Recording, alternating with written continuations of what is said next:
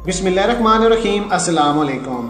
प्यारे दोस्तों, जैसे कि पूरी दुनिया जानती है कि भारत और इंडिया के दरमियान मामलात ख़राब हैं और इंडिया कभी भी चीनी टेक्नोलॉजी का मुकाबला नहीं कर पाएंगे।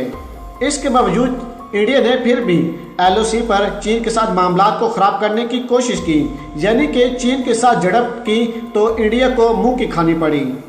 मज़ीद वीडियो को आगे बढ़ाने से पहले हमारी गुजारिश है कि जिन अहबाब ने अभी तक हमारे चैनल को सब्सक्राइब नहीं किया वो सबसे पहले हमारे चैनल को सब्सक्राइब कर दें और साथ में जुड़ी बेल आइकन को भी दबा दें, ताकि न्यूज़ से रिलेटेड जब भी हम कोई वीडियो अपलोड करें वो सबसे पहले आप अहबाब को मिल सके।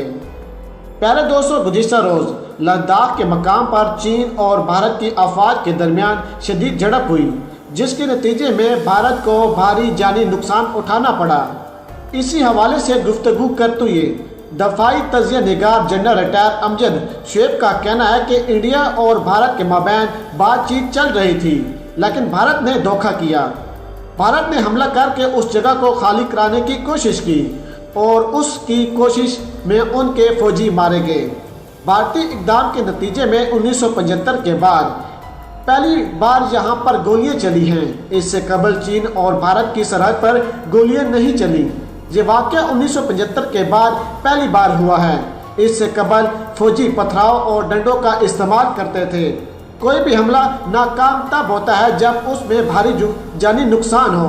प्यारे दोस्तों, भारत ने यह सोचा कि हम एकदम से चीन पर हमला करके जगह को खाली करवा देंगे, तो ये इनकी भूल है। हम बार बार वीडियो बनाकर आपको एक ही बात कह रहे हैं कि भारत ने कभी मामलात को ख़राब नहीं करना। भारत ने ज़्यादा से ज़्यादा कोशिश करनी है कि मामलात को मुज़ाकरात के ज़रिए से हल किया जाए। याद रहे कि भारत का यह भी हमला नाकाम रहा है और भारत आने वाले दिनों में कोई भी हमला करेगा तो वो कभी भी कामयाब नहीं होगा। जब अमेरिका चीन का मुकाबला नहीं कर पाएगा तो इंडिया क्या चीज़ है। प्यारे दोस्तों, भारत अब चीन से बात करेगा कि हमने अपने लोगों को मुतमईन करने के लिए ये सब कुछ किया। ये मोदी का उठाया हुआ इक़दाम है जो ताकत के ज़रिए लद्दाख को खाली कराना चाहता था, लेकिन भारत एक दो कोशिशों के बाद हार मान जाएगा, क्योंकि चीनी फ़ौज को भारत पर बर्तरी हासिल है। ख्याल है कि भारतीय फौजियों की हलाकत के बाद भारत को दुनिया भर में शर्मिंदगी का सामना करना पड़ रहा है, जबकि मोदी सरकार अपने मुल्क में भी मुंह दिखाने के काबिल नहीं रही। मकबूजा कश्मीर में मशरक़ी लद्दाख और वादी गलवान में चीनी फौज के साथ झड़प में एक कर्नल समेत कम अज़ कम 20 भारतीय फौजियों की हलाकत और 34 दीगर के लापता होने के बाद भारतीय army chief general MM Naravane ने मुबैना तौर पर मकबूजा कश्मीर के फौजी अड्डे के तयशुदा दौरा मनसूख करने पर मजबूर हुए। कश्मीरी मीडिया सर्विस के मुताबिक इससे कबल इतलात में कहा गया था कि वज़ीर ख़ारजा S जयशंकर से 3 भारतीय मुसल्लह अफ़वाज के सरबराहान की मुलाकात की तवक्को है। ऐसा पीर की रात वादी गलवान में चीनी अफ़वाज के साथ पुरतशद्दुद तसादम के दौरान एक कर्नल समेत भारतीय फ़ौज के 20 एहलकार और उनकी हलाकत के बाद हुआ। दिलचस्प बात यह है कि भारतीय हुकूमत के साथ साथ भारतीय मीडिया भी अपने अवाम को धोखा देकर इस शर्मिंदगी को छुपाने की कोशिश कर रहा है कि तसादम के दौरान चीनी फौजियों को भी कुछ हलाकतों का सामना करना पड़ा। ताहम चीन ने भारतीय दावों की तस्दीक नहीं की है। चीन को क्या ज़रूरत है भारत के झूठ को बेनकाब करने की। चीन जो कुछ भी कर रहा है वो पूरी दुनिया के सामने है। चीन ने भारत के अंदर घुसकर सर्जिकल स्ट्राइक किया है, उनके फौजियों को मारा है, पीटा है, मुंह पर मुक्के मारे हैं और साथ ही साथ उनके एक जनरल को कान पकड़वाकर उसकी वीडियो बनाकर मीडिया पर वायरल कर दी। ये चीज़ मोदी के लिए शर्मिंदगी का बास बनी कि उनके आर्मी के एक कर्नल की वीडियो सोशल मीडिया पर वायरल हो रही है। याद रहे कि इससे पहले भी चीन ने भारत पर कई मरतबा हमला किया तो गोलियों का इस्तेमाल नहीं किया, यानी कि पथराव और मुक्कों और डंडों के ज़रिए से ही भारत को सबक हासिल कराया। गुज़िश्ता रोज़ चीन और भारत के दरमियान कई दहाइयों में पहली बार ऐसी लड़ाई हुई है जिसमें कई भारतीय फौजी मारे गए हैं। ताहम एक माहदे के तहत सरहद पर तैनात दोनों मुल्कों के फौजी गैर मुसल्लह हैं। इसके बावजूद झड़प में भारत के 20 फौजी मारे जाने की इतलात हैं, जिनमें एक कर्नल भी शामिल है। इब्तदाई तौर पर भारत की जानब से एक अफसर समेत 3 फौजियों की हलाकत का ऐलान किया गया था, लेकिन बाद अज़ां भारतीय फ़ौज ने 20 फौजियों की हलाकत की तस्दीक कर दी। ऐसे में सवाल उठता है कि दुश्मन को मारने के लिए चीनी फौजियों ने किस चीज़ का सहारा लिया। बाज़ भारतीय मीडिया रिपोर्ट्स में दावा किया है कि चीनी फौजियों ने पत्थर मार मार कर भारतीय फौजियों को हलाक किया। याद रहे कि कुछ चीनी एहलकारों के पास ताती एशियाँ थी जो कि भारतीय फौजियों को मारी गई, जिसके बाद भारतीय फौजियों की हलाकतें हुई। कुछ रोज़ कबल चीनी और भारतीय फौजियों के मबैन झड़प के बाद कुछ तस्वीर वायरल हुई थी जिसमें भारतीय फौजियों को जख्मी हालत में देखा गया। तस्वीर से वाज़ेह था कि फौजियों को पत्थर मार मार कर जख्मी किया गया है। भारतीय फौज की जानब से मंगल को जारी बयान में कहा गया कि अपने फ़राइज़ के अंजामदही के दौरान जख्मी होने वाले 17 मजीद फौजी इंतहाई ऊंचाई से शदीद ठंड की वजह से जख्मियों की ताब न लाते ही हलाक हो गए, जिसके बाद मरने वाले फौजियों की तादाद 30 हो गई है। भारतीय फौज का कहना है कि वाक़या तिब्बत के ऐन सामने वाक़या लद्दाख के इलाके में वादी गलवान में पेश आया। 3500 किलोमीटर तवील सरहद पर जोहरी ताकत के हामिल दोनों मुल्कों के फौजियों के दरमियान मुस्तकिल बुनियादों पर झड़पें होती रहती हैं, जहां बाकायदा तौर पर सरहद पर हदबंदी नहीं की गई, लेकिन कई दहाइयों से जहां एक भी हलाकत नहीं हुई थी।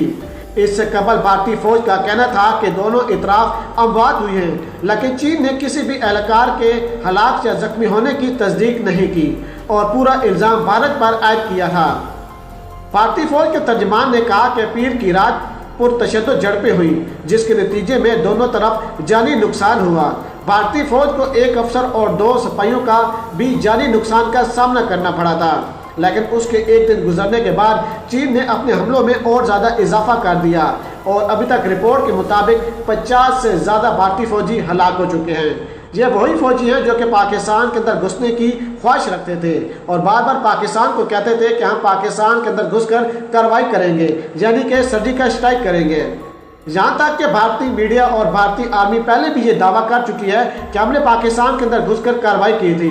अगर भारतीय आर्मी में इतनी ताकत और काबिलियत है कि वो किसी भी मुल्क के अंदर घुसने की सलाहियत रखती है, तो वो चीन के साथ मामला को ख़राब क्यों नहीं कर रही?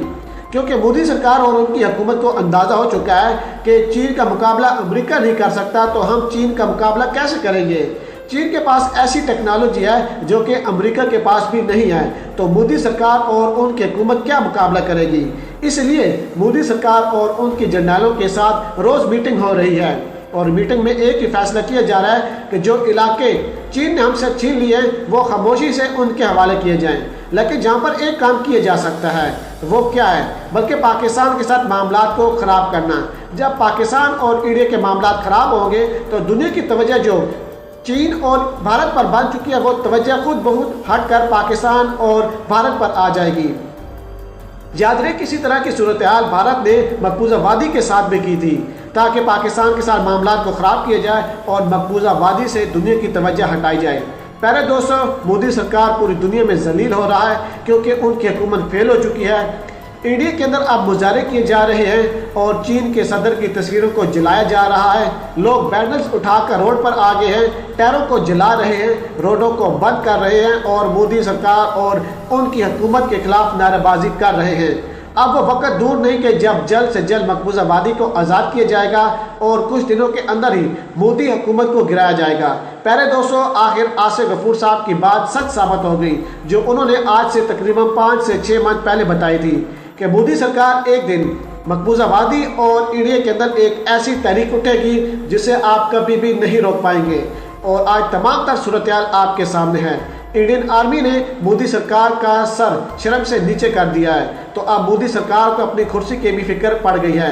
प्यारे दोस्तों, हमारा काम था तमाम तर मामला और सूरत हाल आप लोगों के सामने पेश करना। अब आप लोगों ने हमें कमेंट्स में बताना है कि क्या सही है और क्या गलत। और अगर आज की वीडियो आपको हमारी पसंद आई हो तो वीडियो को लाइक कर दें, शेयर कर दें और पाक आर्मी और इमरान खान साहब के हक में एक नारा कमेंट्स में ज़रूर लगा दीजिएगा। पाकिस्तान जिंदाबाद।